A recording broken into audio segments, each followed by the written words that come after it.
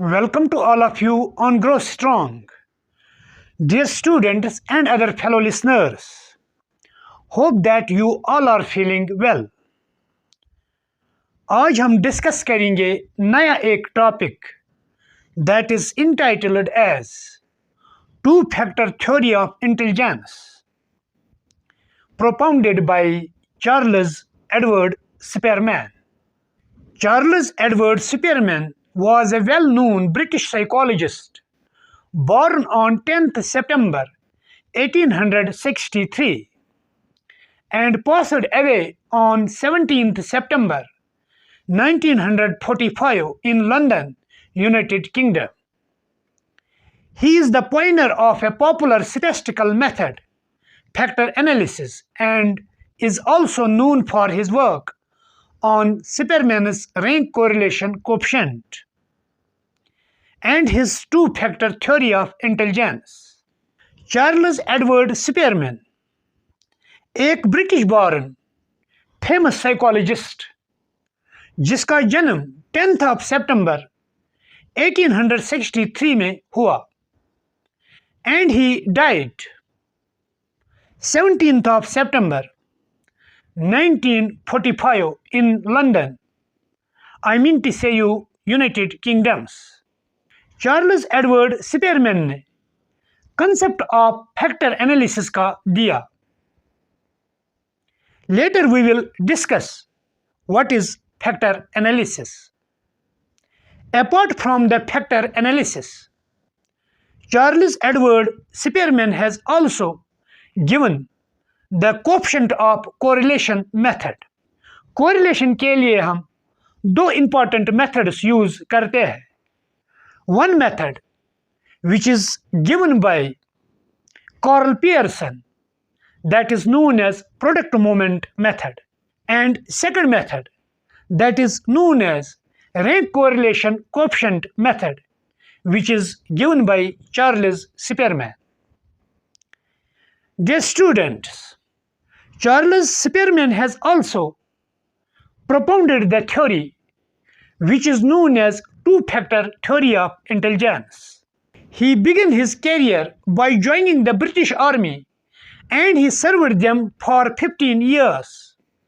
After his retirement from the army, he decided to pursue PhD in experimental psychology at Leipzig University, Germany, where he worked with the founder of experimental psychology, namely William Wundt. Dear students, Charles Spearman has joined the British Army and he served the British Army round about 15 years. और retirement के बाद Charles Spearman decided to pursue the PhD in the field of psychology. जैसे कि आप जानते हो, experimental psychology is one of the prominent fields of psychology. तो उसमें उसने pursue PhD किया in one of the famous university that is known as Leipzig University, which is situated at Germany. And we know that founder of that university is William Wundt. William Wundt के बारे में question ask किया जाता है कि who is the father of structuralism? I mean to say you school of structuralism. Dear students, William Wundt is the father of structuralism and he has established the laboratory in Leipzig University. Charles Spearman played a pivotal role in exploring human intelligence. Human intelligence is a subjective topic, and when you ask people what is intelligence, the answer will vary because understanding intelligence is difficult. Dear students, जैसे कि हम सब जानते हैं, Charles Spearman has contributed a lot in the field of psychology. Especially उसने human intelligence पे बहुत काम किया.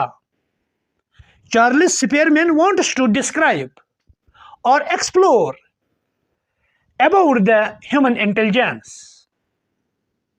अगर हम आम फामाने में किसी से भी पूछेंगे what is intelligence, how you will define the intelligence, dear students, different people will give the different answers.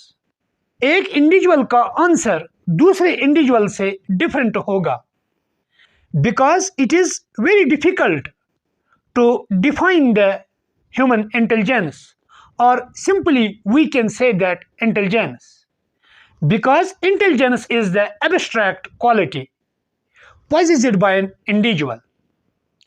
ये abstract quality है और abstract phenomena को समझना या डिफाइन करना बहुत कठिन और मुश्किल है.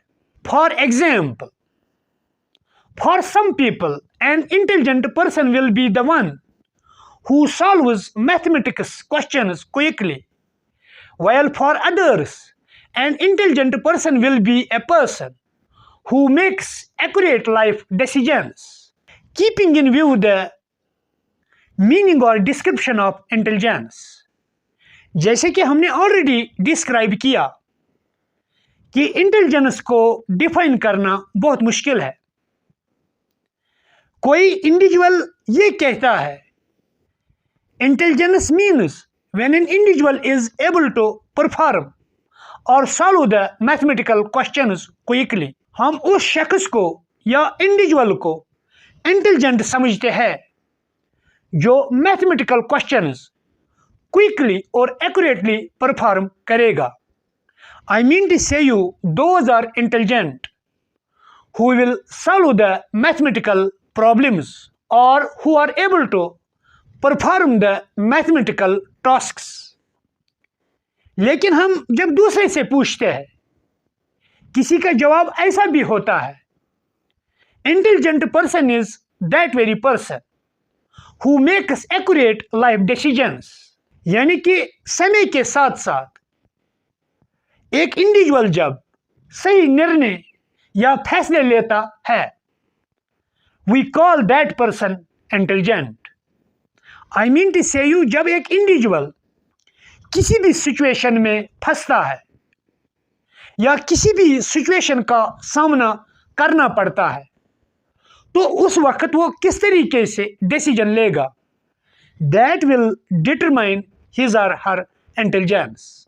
Defining the term intelligence has always been debatable among the fraternity of psychologists, as different psychologists have different views on the term intelligence. Generally, intelligence is defined as the ability to use all the cognitive processes involving planning, attention, learning, and solving day-to-day problems. The definition of intelligence is basically always debatable in the vicinity of the psychologists.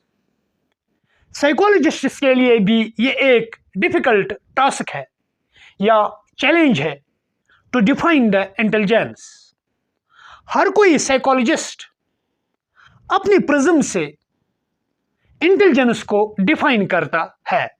Generally अगर हमें intelligence को समझना है, intelligence is basically cognitive competencies और mental faculties which includes thinking, reasoning, logic, memory, etc. When an individual is able to use mental abilities in order to solve the problem or simply perform the task, that is known as intelligence. Nutshell में हम कह सकते हैं it is cognitive capacity or mental ability, and that mental ability helps us to perform certain types of operations जिनको हम कहते हैं mental operations. Charles Spearman is considered the epitome of factor analysis.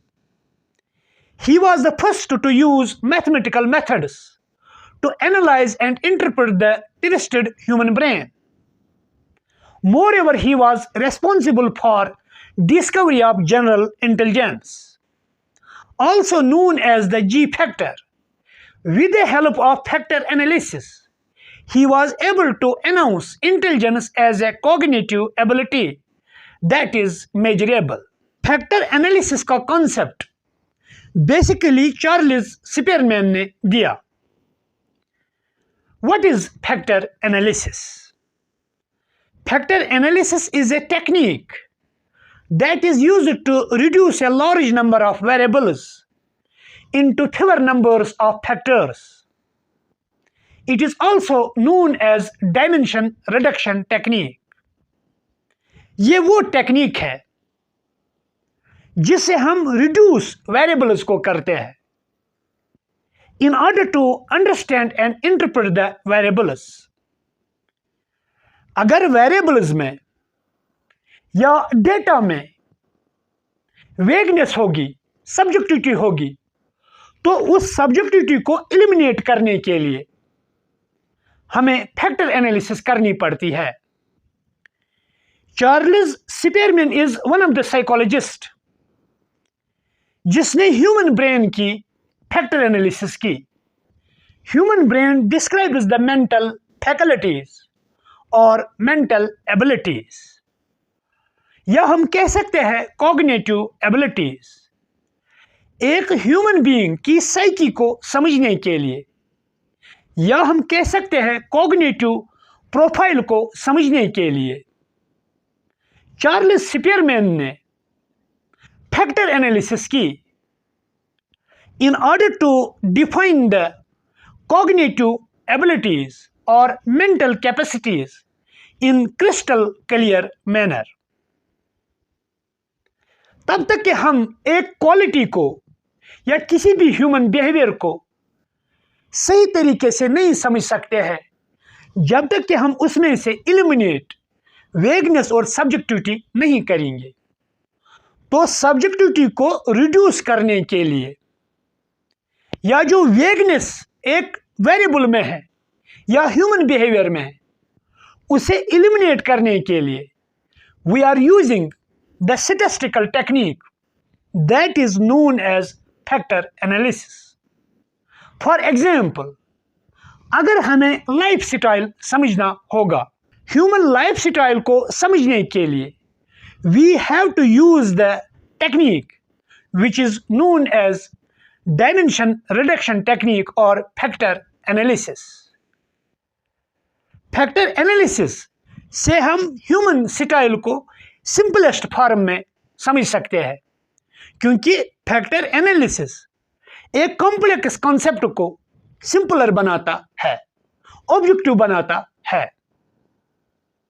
For example, career oriented life style, academic oriented life style, health seeking life style.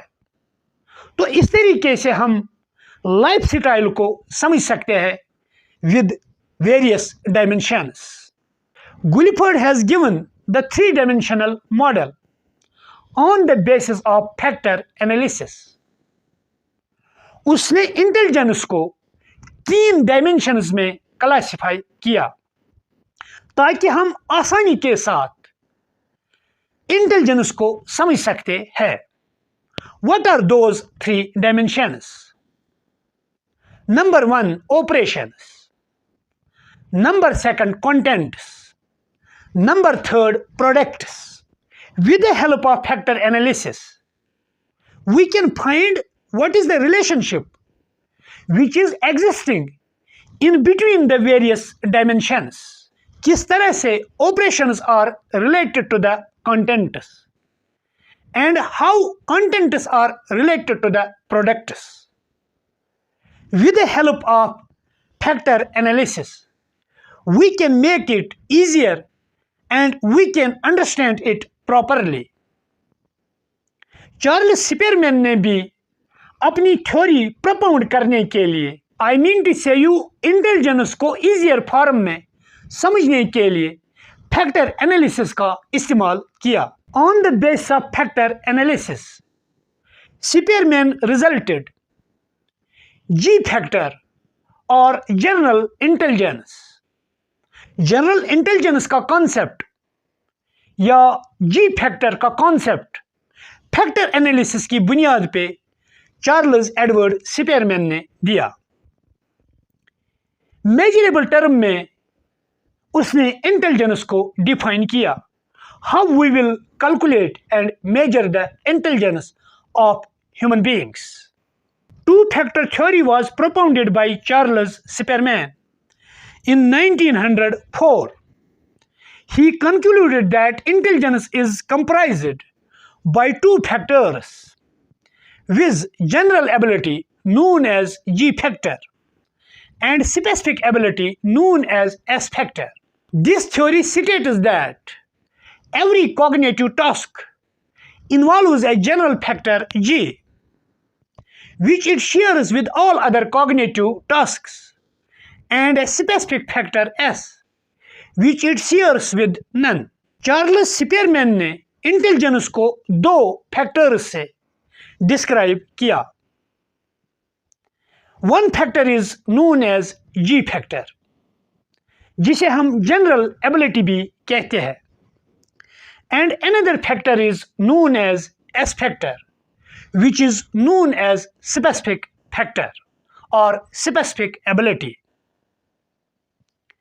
Dear students, keeping in view the general ability वो ability है which is involved in all the cognitive tasks, यानी कि जो भी हम task perform करते हैं उसमें जनरल एबिलिटी यूज होती है।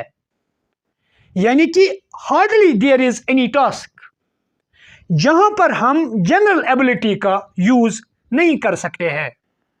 What ever that the tasks are performed by us, in all tasks there is the involvement of G factor. For example, अगर हमें एग्रीकल्चरल वर्क करना है तो एग्रीकल्चरल वर्क करने के लिए जी एबिलिटी होना जरूरी है। यानी कि जी एबिलिटी एग्रीकल्चरल टास्क में भी इस्तेमाल होती है। अगर हम बिजनेस करते हैं तो बिजनेस को फ्लोरिश करने के लिए, I mean to say you business in terms of administration, marketing, trade and commerce, वहां पर भी जी फैक्टर यूज होता है। I mean to say you general ability use होती है। Academics which is related to the teaching learning, वहां पर भी जनरल एबिलिटी का इस्तेमाल होता है। Sports and games, politics is based on law making, governance, leadership qualities. किस तरीके से आप डिजाइन रूल्स एंड रेगुलेशंस को कर सकते हो, किस तरीके से आप एक सिस्टम को चला सकते हो। It means there is also involvement of the factor that is known as G factor. Apart from it, routine based tasks like bathing, cooking, sweeping, regular exercise, हर काम में जी फैक्टर इस्तेमाल होता है। हर किसी काम में जी एबिलिटी यूज होती है। I mean to say you general ability use होती है। कोई भी काम ऐसा नहीं है डियर स्टूडेंट्स जहां पर जनरल एबिलिटी यूज नहीं होती है।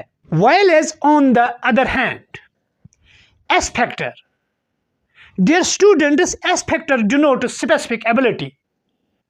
अगर हम एक टास्क करेंगे तो वो ability, I mean to say you specific ability, that will not help to perform another task. For example, जो एबिलिटी हमें वुड वर्क परफॉर्म करने में लगती है उससे हम ड्राइविंग नहीं कर सकते हैं।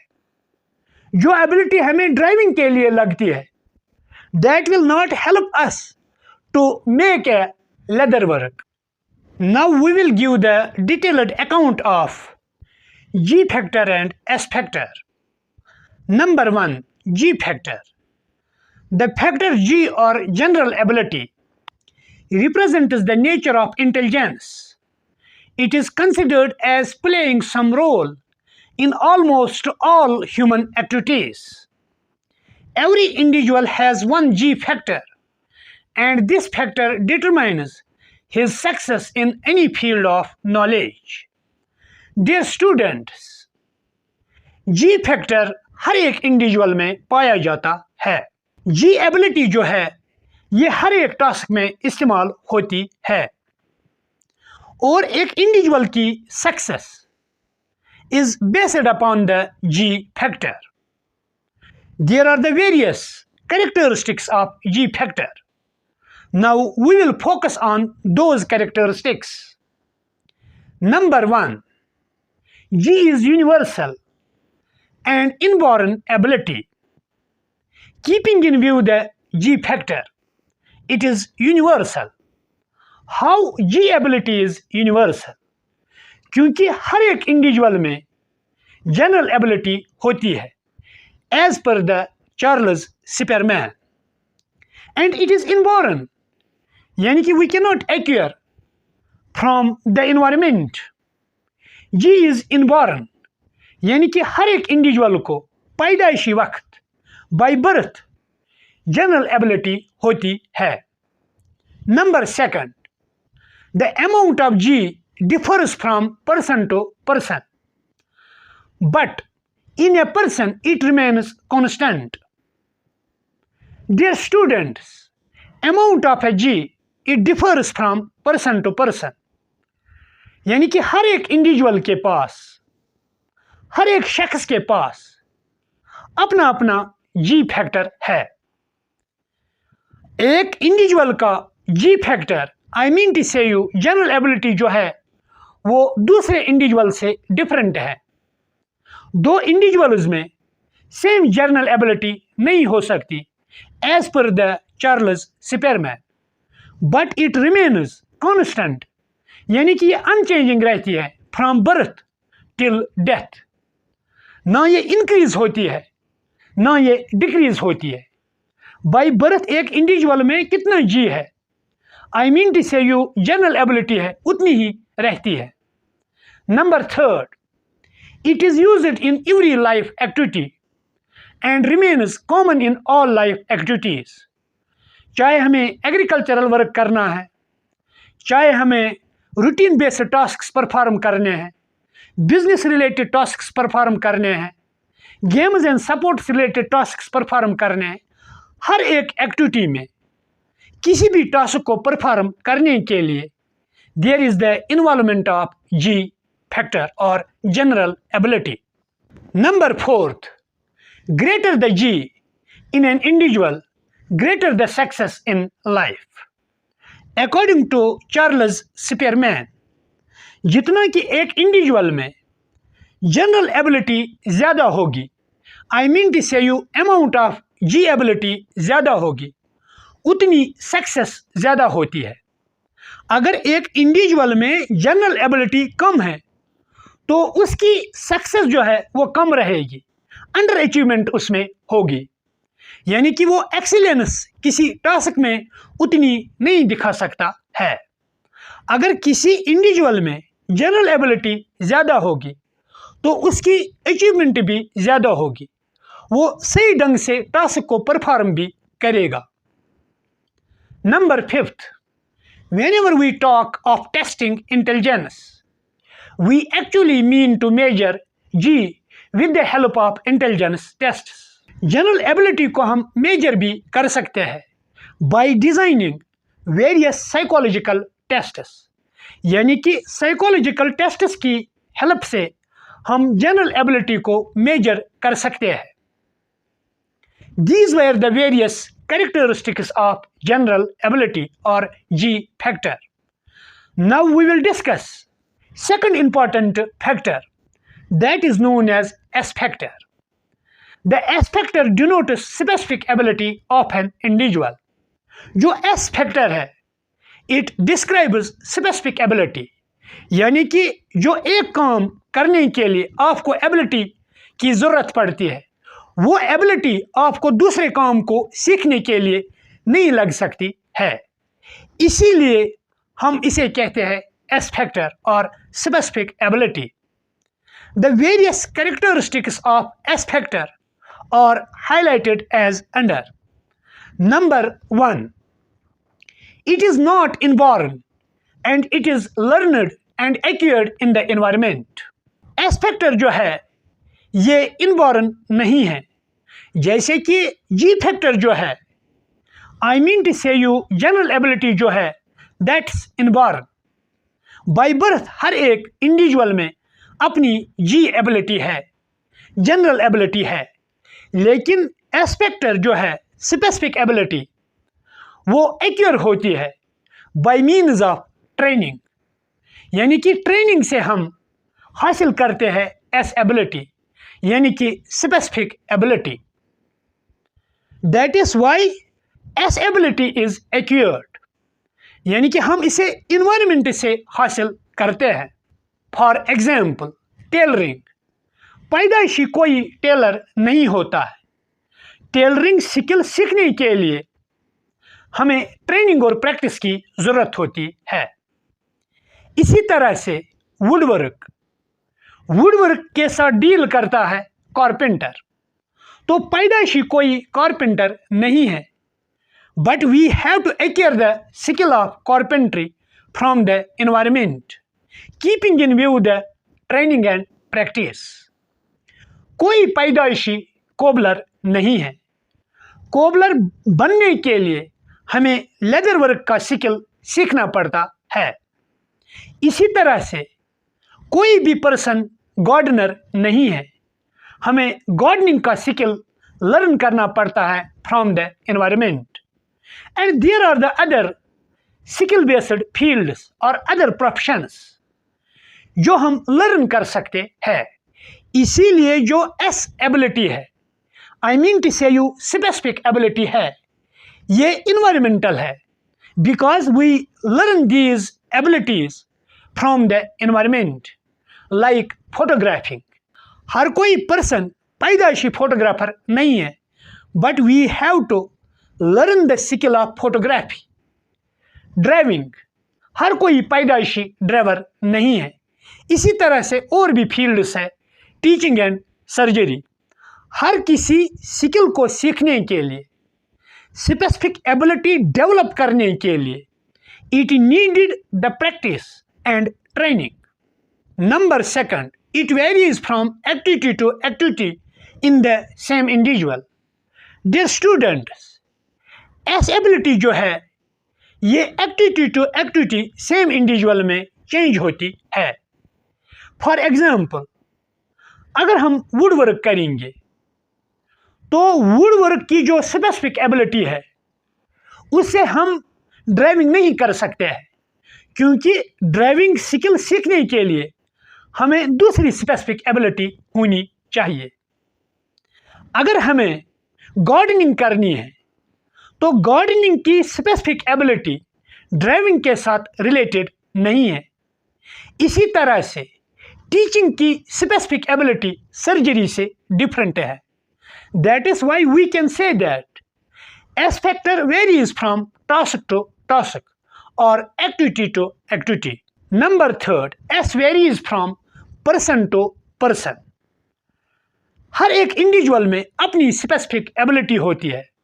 लाइक कारपेंटर के पास अपनी स्पेसिफिक एबिलिटी है, कोबलर के पास अपनी स्पेसिफिक एबिलिटी है, सर्जन के पास अपनी स्पेसिफिक एबिलिटी है, टीचर के पास अपनी स्पेसिफिक एबिलिटी है, ड्राइवर के पास अपनी स्पेसिफिक एबिलिटी है, गार्डनर के पास अपनी स्पेसिफिक एबिलिटी है, या म्यूजिशियन के पास अपनी स्पेसिफिक एबिलिटी है।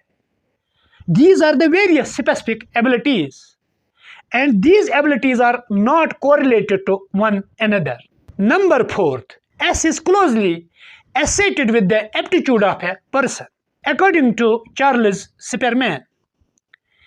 S जो है ये है related with aptitude. Aptitude is the specific ability or quality possessed by an individual. और हर एक इंडिविजुअल में अपना अपना एप्टीट्यूड होता है, किसी का एप्टीट्यूड टीचिंग में होता है, that is known as teaching aptitude. किसी का एप्टीट्यूड कारपेंट्री में होता है, किसी का टेलरिंग में होता है, किसी का गार्डनिंग में होता है, किसी का ड्राइविंग में होता है। हर एक इंडिविजुअल में अपना एप्टीट्यूड है। The theory is propounded by Edward Charles Spearman in 1904. Now we will discuss criticism of the theory. How various psychologists has criticized the two-factor theory. I mean to say you two-factor theory which includes general ability and specific ability. The various criticisms of the theory are highlighted as under. Number 1.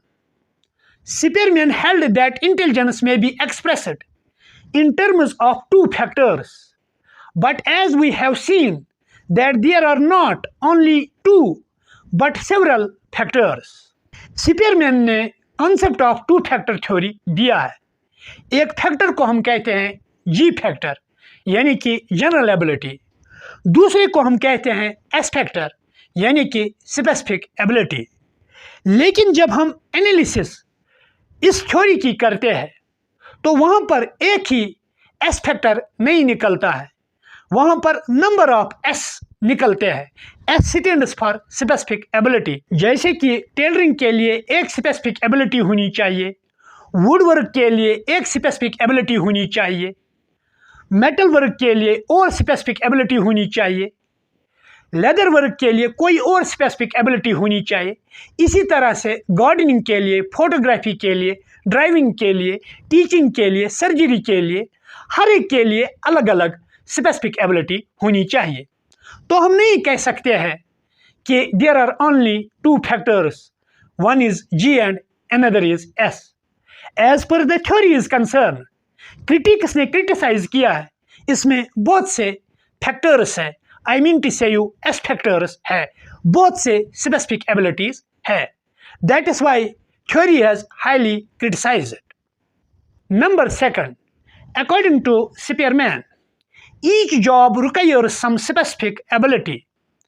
This view has criticized as it implied that there is nothing common to different jobs except a general factor, and professions such as those of nurses, computers and doctors could not be put in one group.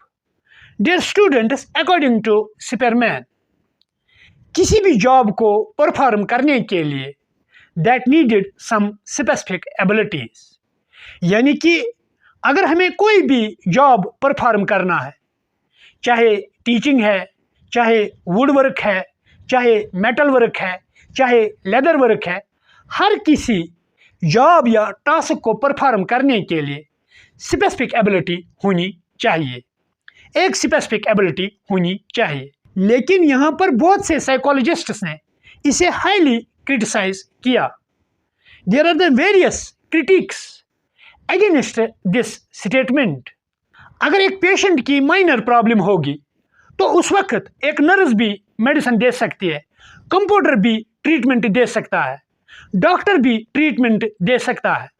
लेकिन अगर complex problem होगी तो with in the same field nurse जो है वो doctor का काम अंजाम नहीं दे सकती है, एक नर्स जो है वो सर्जन का काम नहीं कर सकती है। कभी कभार पेशेंट को सर्जरी की ज़रूरत है तो हम सर्जरी जो है वो एक सर्जन से करवा सकते हैं, कंपाउंडर सर्जरी नहीं कर सकता है, एक नर्स सर्जरी नहीं कर सकती है। Dear students, this was all about the today's lecture. In next lecture, we will discuss another important theory that is known as group factor theory. जैसे कि हम सब जानते हैं, group factor theory is propounded by another eminent psychologist, namely E.L. Thurston. तो हम next lecture deliver करेंगे related to the same theory. Hopefully, I believe that you all will be connected with the Grow Strong. If you really enjoyed the lectures, kindly like, share and subscribe the channel. Thank you and grow strong.